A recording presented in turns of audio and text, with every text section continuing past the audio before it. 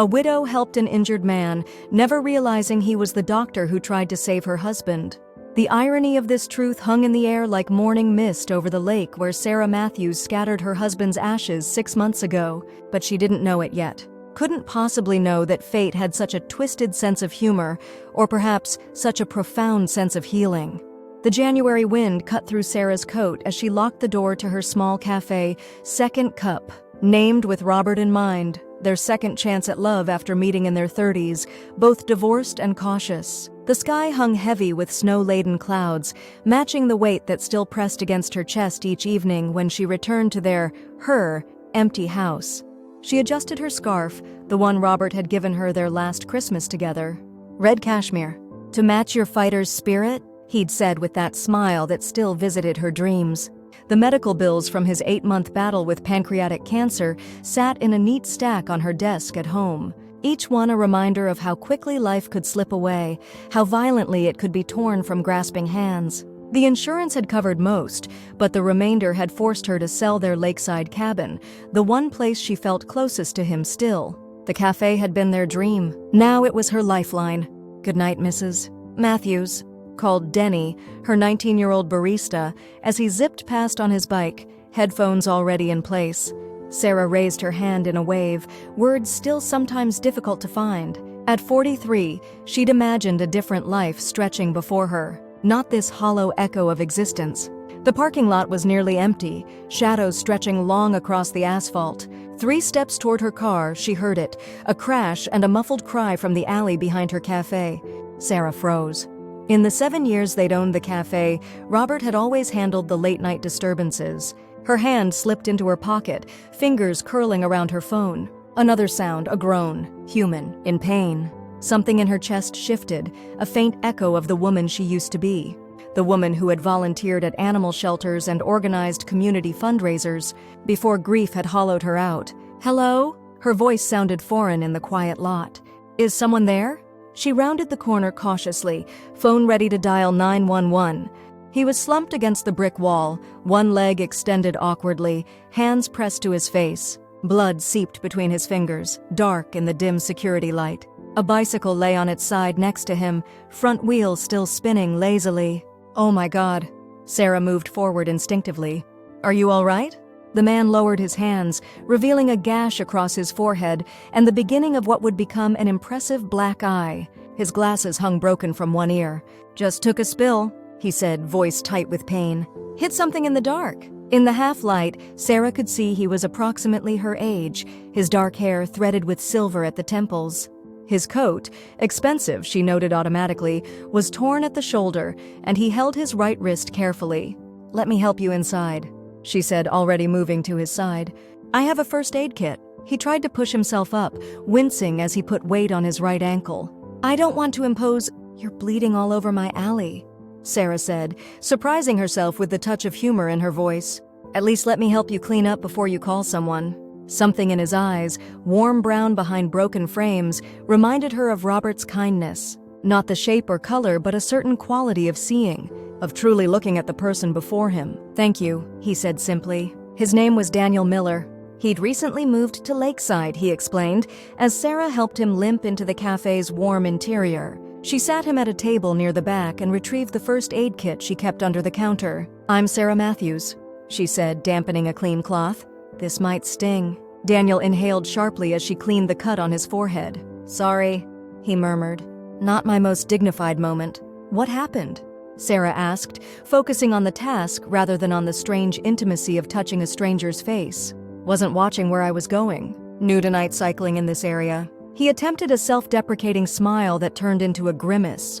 "Hit a pothole. You're lucky it wasn't worse," Sarah said, applying an antiseptic ointment to the cut.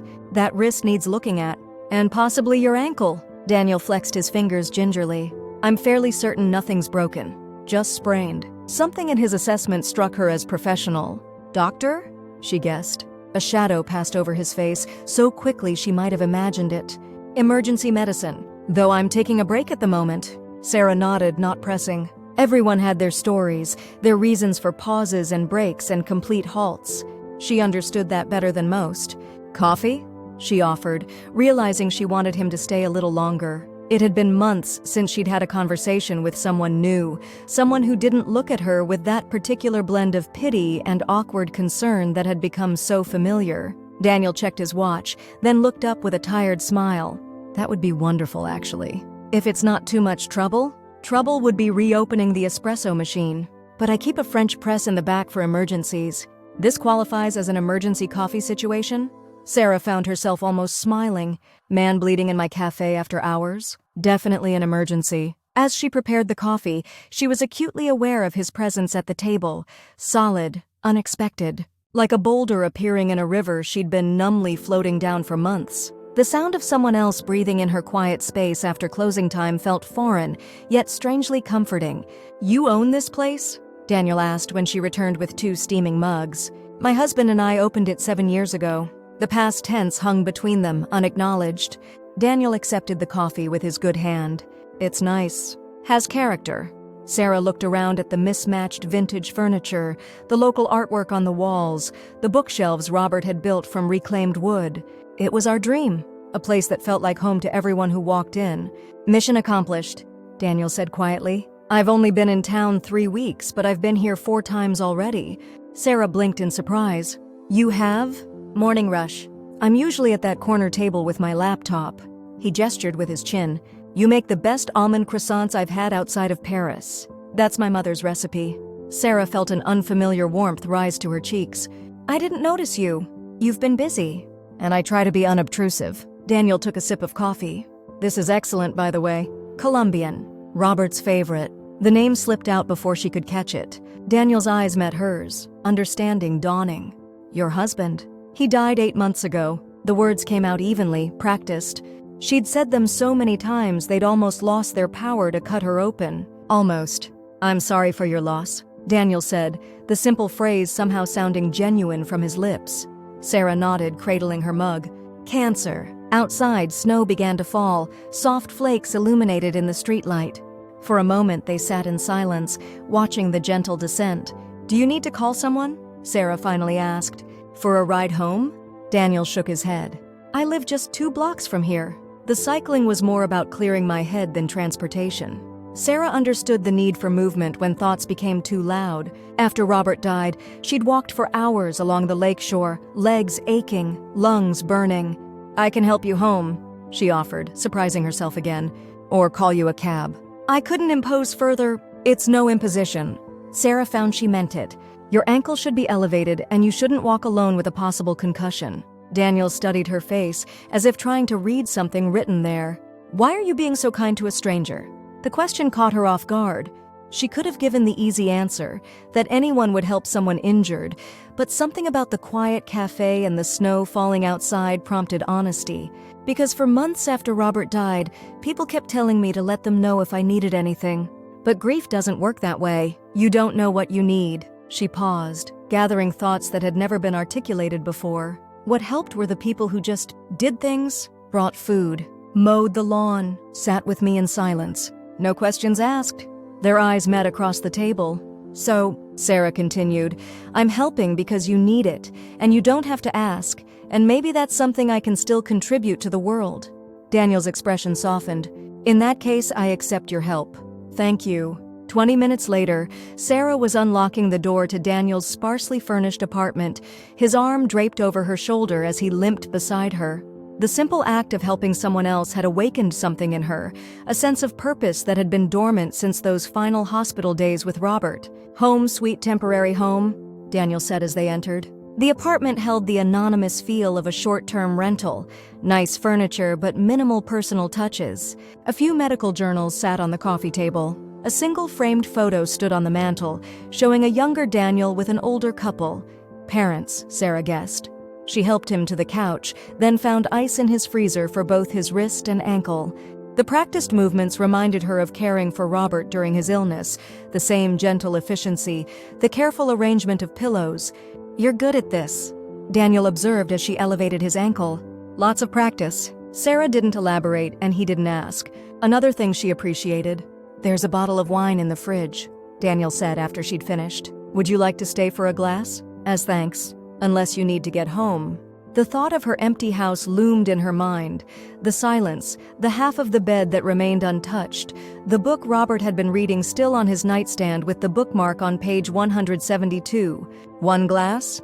she agreed. "But only if you tell me what brought an emergency doctor to our little lakeside town for a break." Daniel's smile didn't quite reach his eyes. "Deal." Over glasses of Cabernet, they exchanged pieces of themselves. Sarah learned that Daniel had worked at Metropolitan Hospital in the city for 15 years, that he'd taken a 6-month leave of absence after a difficult case, that he was considering a permanent move to Lakeside to take a position at the local clinic. She found herself sharing too, about meeting Robert in her 30s, about the cafe, about his diagnosis 18 months ago, and how quickly everything had unraveled after that.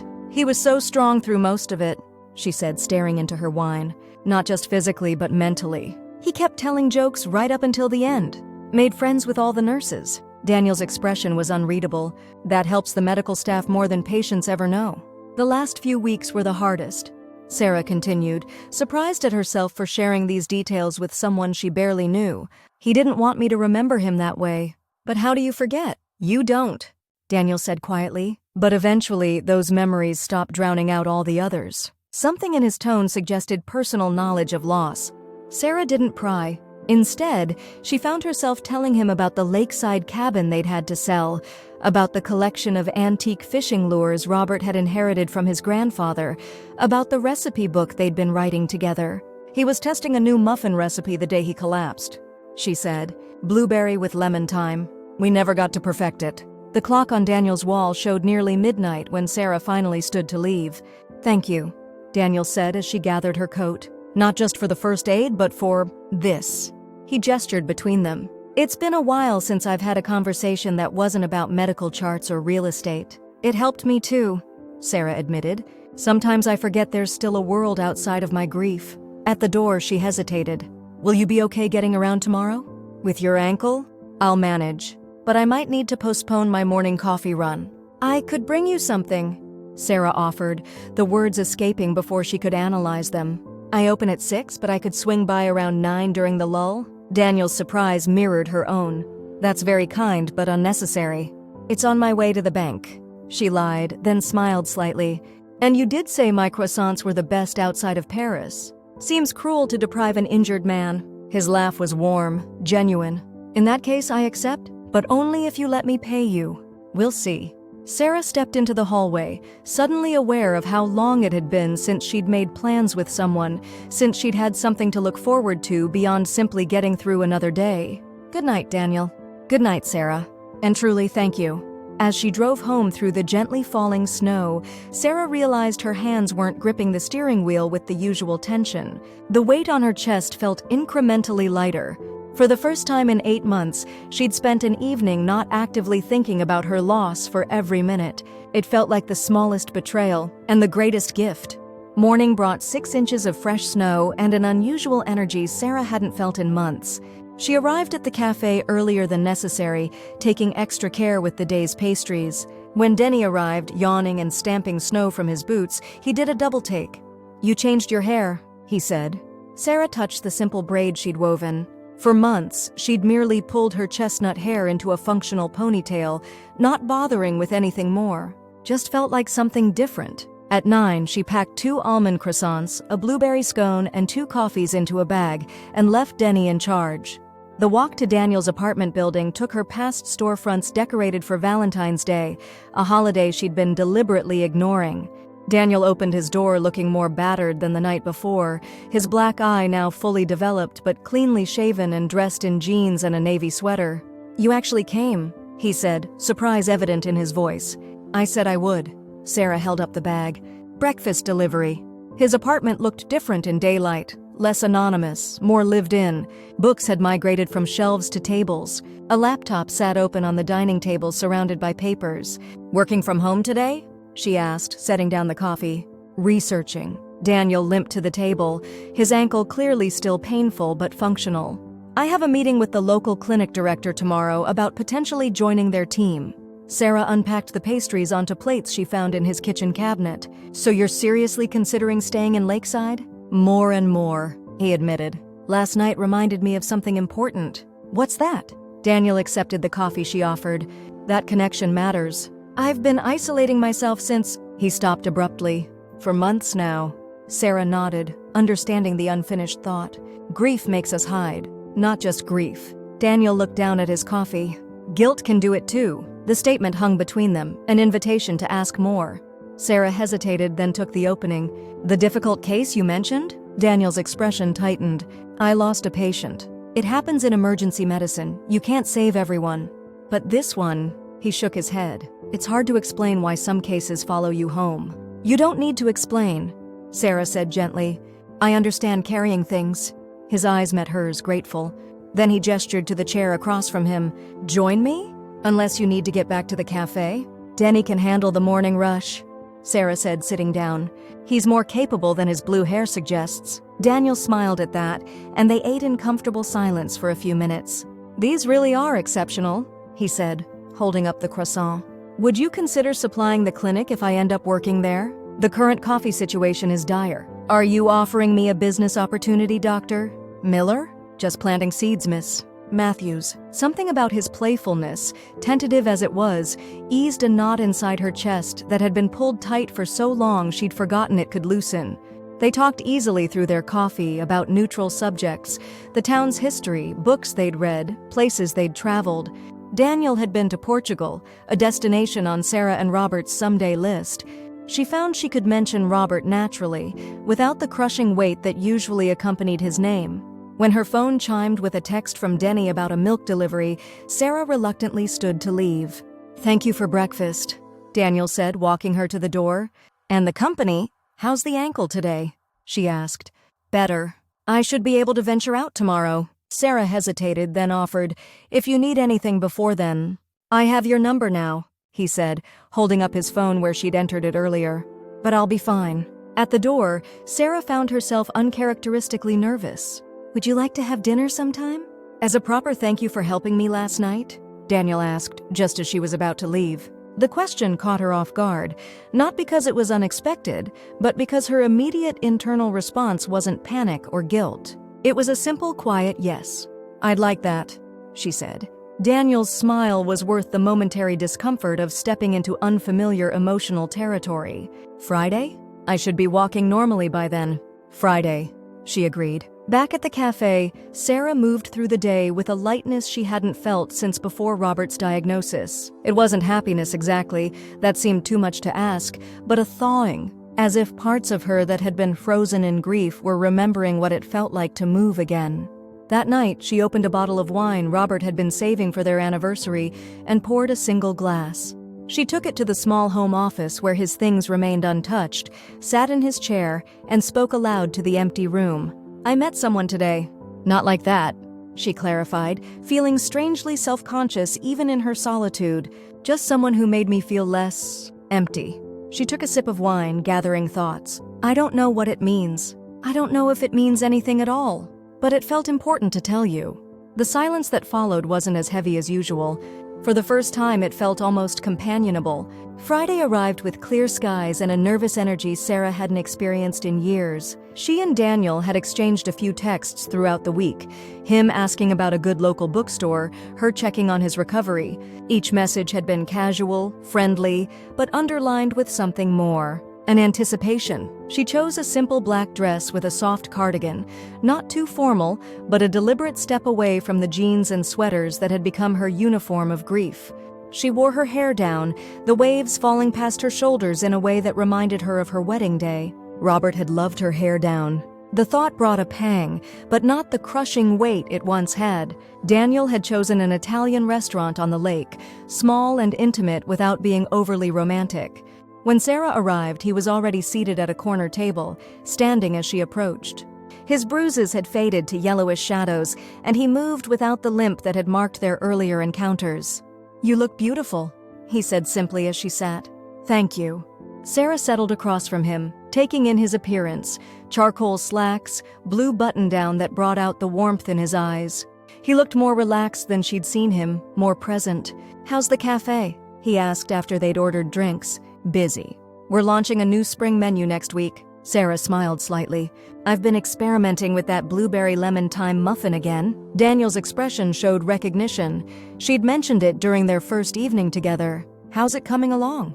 "Getting closer." "I think Robert would approve of the latest version." They fell into easy conversation, carefully navigating around the deeper waters of their respective losses while finding genuine connection in shared interests and perspectives. Daniel told her about growing up in a small town not unlike Lakeside, about his decision to become a doctor after his brother's childhood illness, about his love for sailing. "The lake here reminds me of where I spent summers as a kid," he said. "There's something healing about water." Sarah nodded. "Robert proposed to me on a boat. Not very original, but perfect for us." "How long were you married?" Daniel asked gently. 8 years. Sarah traced the rim of her wine glass. "Not enough. Never enough," Daniel agreed softly. By dessert, a tiramisu they shared with 2 forks, Sarah felt a connection to Daniel that was both comfortable and exhilarating. He made her laugh, something she'd nearly forgotten how to do. More importantly, he created space for all of her. The grief, the memories, the person she was becoming in the aftermath of loss. "May I walk you home?" he asked when the bill was settled. Sarah nodded, and they strolled along the lakeshore, the water black velvet under a canopy of stars. Their hands brushed occasionally, but neither moved to link fingers. It was enough to walk side by side, sharing comfortable silence broken by occasional observations about the town, the night, the distant lights of boats on the water. At her front door, a craftsman bungalow 3 blocks from the cafe, Sarah turned to face him. "I had a wonderful time," she said, meaning it completely. "So did I." Daniel stood with his hands in his pockets, a gesture that struck her as endearingly nervous. "I'd like to see you again if that's something you'd want." Sarah felt a flutter of anxiety mixed with anticipation. "I would, but," she took a breath, "I should be honest. I'm still figuring out who I am without Robert, what my life looks like now. I don't know what I have to offer anyone." Daniel's expression softened. "I'm not asking for anything you're not ready to give, Sarah. I enjoy your company. The rest, we can figure out as we go." The simplicity of it, the absence of pressure, loosened another knot inside her. "In that case," she said, "I'd like to see you again too." They parted with a gentle hug, brief but warm. As Sarah watched Daniel walk back toward the lake road, she felt something unfurling inside her chest. Not happiness exactly, but possibility. The sense that her story wasn't finished after all. Over the following weeks, Sarah and Daniel fell into a comfortable rhythm. Coffee at her cafe on Tuesday mornings, dinners on Friday evenings, occasional walks along the lakeshore when weather permitted.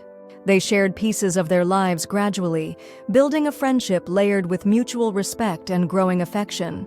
Sarah learned that Daniel played classical guitar, that he'd once backpacked through South America, that he volunteered at animal shelters when time allowed.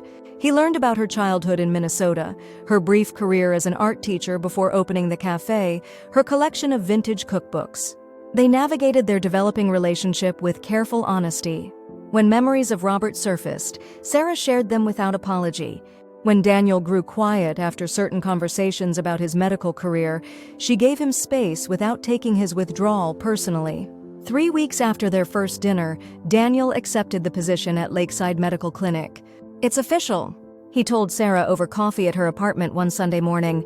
"I start next month. 3 days a week in the emergency department, 2 days in general practice." "That's wonderful," Sarah said, genuinely pleased. "So you're staying in Lakeside permanently?" Daniel nodded, his expression thoughtful. "I signed a lease on a house yesterday, near the North Shore. That's a big step." "It feels right," he said simply. "This town has given me something I didn't expect to find again."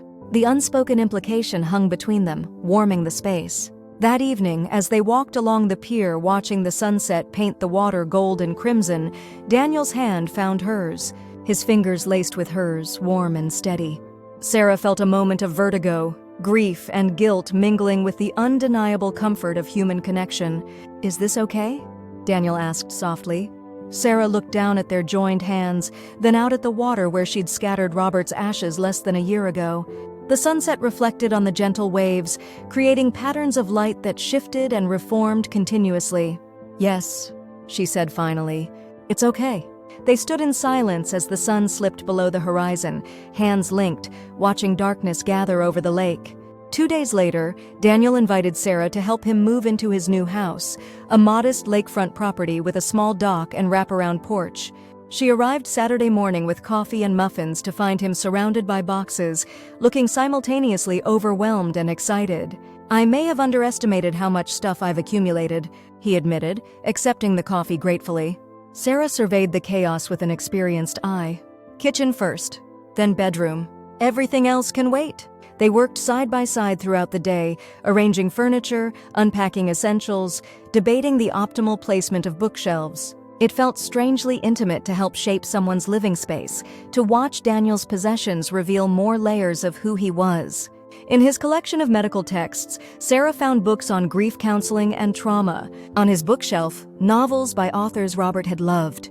In a carefully packed box of photographs, images of what was clearly a life full of meaningful connections, family holidays, medical school graduations, fishing trips with friends. "You're a sentimental person," she observed, helping him arrange framed photos on a shelf. Daniel paused, holding a picture of himself with an elderly woman. "I believe in remembering," he said, "the good and the difficult." By evening, the house had taken shape, still new but beginning to feel lived in. They celebrated with takeout eaten on the porch, watching boats return to the marina as sunset approached. "Thank you for helping today," Daniel said, his shoulder lightly touching hers as they sat on the porch swing. "It would have taken me days to do this alone." "It was nice," Sarah admitted. "Being useful, being part of creating something new." The double meaning wasn't lost on either of them. Daniel's hand found hers again, their fingers intertwining with growing familiarity. "Sarah," he began, his voice carrying a weight that signaled something important. "There's something I need to tell you. Something I should have told you weeks ago." A chill ran through her, unrelated to the evening breeze off the lake. "What is it?" Daniel took a deep breath, his expression torn. "I knew who you were when we met. When you helped me that night." Sarah's brow furrowed in confusion. "What do you mean?" "I was already planning to come into your cafe the next day to talk to you. The accident was real, but meeting you wasn't entirely coincidental." Sarah withdrew her hand from his, a defensive reaction to the unexpected confession. "I don't understand." Daniel stood, moving to the porch railing, his back to her as he gathered his thoughts. When he turned, his expression was heavy with what looked like guilt. "I worked at Metropolitan Hospital until 8 months ago," he said, the words measured, deliberate, "in the emergency department. 8 months. The timeline registered immediately in Sarah's mind. Robert had died at Metropolitan 8 months ago. "The difficult case I mentioned," Daniel continued, his voice now tight with emotion, "the one that made me take a leave of absence. It was your husband, Sarah." The world seemed to shift beneath her, reality tilting on its axis. "What?" The word escaped as barely a whisper. "Robert Matthews. Admitted with massive internal bleeding from complications of pancreatic cancer. I was the attending physician that night." Daniel's professional detachment cracked, revealing raw pain beneath. "I operated for 4 hours trying to stop the bleeding, but the cancer had weakened his blood vessels too much. We couldn't," his voice faltered. "I couldn't save him." Sarah felt as though she'd been plunged into icy water, every nerve ending suddenly, painfully alert. Memories cascaded through her mind. The hospital waiting room, the surgeon who had emerged with haunted eyes to deliver the news, the compassion in his voice as he explained there was nothing more they could do. "That was you?" she whispered. Daniel nodded, anguish evident in every line of his face. "I've never lost a patient that way before. Someone who fought so hard, who had so much to live for. He talked about you while we prepared him for surgery. About the cafe. About how much he loved you." Sarah stood, needing to move, to process the revelation that was rewriting everything she thought she knew about the past months. "Why didn't you tell me when we met?" The question held no accusation, only bewilderment. "I tried that first night," Daniel said. "But then you helped me, and we talked, and you smiled, really smiled, while telling me about the cafe. I couldn't bring myself to reopen that wound." He ran a hand through his hair, a gesture of distress she'd come to recognize. Then days passed, and it became harder to find the right moment. Sarah moved to the porch steps, looking out at the lake as darkness fell. Emotions churned through her, confusion, hurt, a strange sense of destiny. "Is that why you came to Lakeside?" she asked finally. "Because of me? Because of Robert?" Daniel joined her on the steps, careful to maintain space between them. "Initially, yes. After Robert died, I couldn't go back to the emergency room. Every patient reminded me of him, Of my failure. I took a leave of absence, started researching smaller communities where I could practice differently. He paused, gathering words. When I discovered you lived here, ran the cafe he'd told me about, I convinced myself I needed to see you, to make sure you were okay. It wasn't rational. It was about my own guilt, my own need for absolution. And now? Sarah turned to face him, searching his expression. Why are you here now, Daniel? His eyes met hers, vulnerable and honest. Now I'm here because this place, this community, you, have helped me remember why I became a doctor in the first place. Not just to save lives, but to care for people. To be part of their healing. He swallowed hard.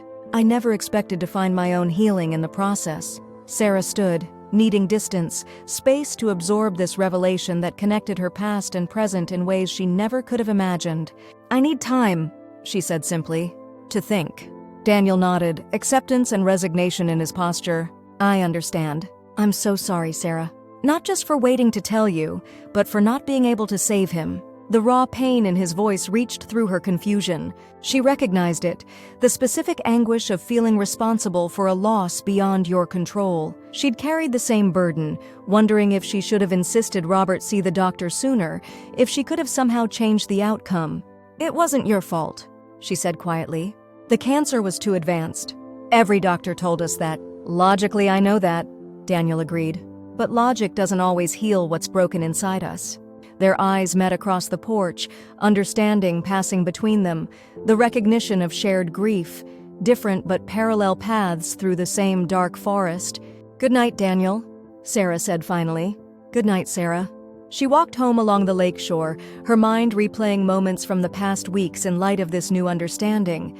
The way Daniel had looked at her that first night, not with a stranger's curiosity, but with recognition, his knowledge of Metropolitan Hospital, the grief counseling books on his shelf. By the time she reached her house, physical exhaustion had tempered the emotional storm. She fell into bed still fully dressed, tears finally coming as she processed the cosmic coincidence, or providence, that had brought into her life the last person to speak with Robert, the doctor who had fought to save him. Morning brought clarity, if not peace. Sarah called Denny to ask him to open the cafe, then walked to the small cemetery where a memorial bench bore Robert's name. She sat in the early light, frost still clinging to the grass around her feet. You'd laugh at the irony, she said aloud, continuing the one-sided conversations that had become her way of processing grief. Of all the people in all the world, I find connection with the doctor who was with you at the end. Birds sang in the trees above her, the world continuing its cycles regardless of human drama. I think you'd like him, she continued softly. He has your kindness, your way of really seeing people. She traced Robert's name engraved in the bench. Is this your doing? Some cosmic nudge from wherever you are? The question lingered in the morning air, unanswerable yet somehow comforting in its possibility. 3 days passed without contact between Sarah and Daniel. She threw herself into work at the cafe, finalizing the spring menu, training a new barista. At night, she sat on her porch looking toward the lake, processing the complex emotions stirred by Daniel's revelation. On the 4th day, she baked a batch of blueberry lemon thyme muffins, finally perfecting the recipe she and Robert had started. She packed 2 into a small box and walked to Daniel's house as the sun began to set. He opened the door with surprise evident in his expression, fatigue marking the lines around his eyes. Sarah, he said, her name carrying a wealth of questions. She held out the box. We finally got the recipe right. Daniel accepted it, understanding the significance. Would you like to come in? Inside, the house showed signs of his continued settling in. More books on shelves, a guitar in the corner, medical journals on the coffee table. He led her to the kitchen, where he carefully opened the box. They smell amazing, he said, genuine appreciation warming his voice despite the uncertainty between them. Sarah leaned against the counter, gathering her thoughts. I've been thinking about coincidence, she began, about how sometimes the most random encounters change everything. Daniel set the box down, giving her his full attention. When Robert was diagnosed, she continued, we were angry at the unfairness, the randomness of it. Why him? Why us? What cosmic joke was the universe playing? She paused, collecting her next words carefully. But then we decided that meaning doesn't have to be something that exists beforehand. It can be something we create afterward. She moved to the window overlooking the lake. the same lake where Robert's ashes had been scattered. I think about how many things had to align for us to meet. For you to be cycling past my cafe at that exact moment. For me to hear you fall. She turned back to face him. Maybe it was random. Or maybe it wasn't. What are you saying, Sarah? Daniel asked, hope and caution mingling in his voice. I'm saying that I don't believe you came into my life by accident, she said simply. And I don't want to waste whatever time we have wondering about the right timing or perfect circumstances. Daniel moved closer, stopping an arm's length away, respecting the emotional space still needed between revelation and reconciliation. I've spent 8 months punishing myself for not saving Robert, he said quietly, for not being enough of a miracle worker. Meeting you, seeing your strength, your gradual healing, it's helped me remember that medicine isn't just about preventing death. It's about honoring life. Sarah closed the distance between them, taking his hand in hers. Robert lived his whole life believing that connections between people were sacred, that they were the only real magic we get in this world. Her voice trembled slightly.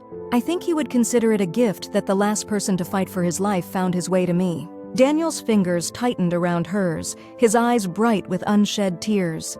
I wish I could have saved him for you. I know, Sarah whispered. But maybe, in a different way, you're helping save me instead. The truth of it resonated between them, how they had each, in their own way, been drowning in grief and guilt until chance or fate had brought them together. How healing had begun not despite their connection to Robert's death, but perhaps because of it. Daniel reached up slowly, telegraphing his movement, and brushed a strand of hair from her face. The gentle touch carried a promise of care, of presence, of moving forward together. Where do we go from here? He asked. Sarah took a deep breath, feeling something settle inside her, not closure, which suggested an ending, but continuation. The sense that grief could exist alongside new joy, that the heart could expand to hold both past love and future possibility. We try one of these muffins, she said, a smile touching her lips, and then we see what tomorrow brings. Daniel's answering smile held the same careful hope she felt unfurling inside her own chest. Tomorrow, he agreed. Outside, the sun set over the lake, painting the water in shades of gold and promise. Inside, two people brought together by loss took the first tentative steps toward a future neither had imagined possible, bound by a shared connection to a man whose life continued to create ripples of meaning long after he was gone. Not an ending, but a new chapter. Not a replacement for what was lost, but a different kind of treasure found. Not forgetting, but remembering in a way that honored the past while embracing what might yet be.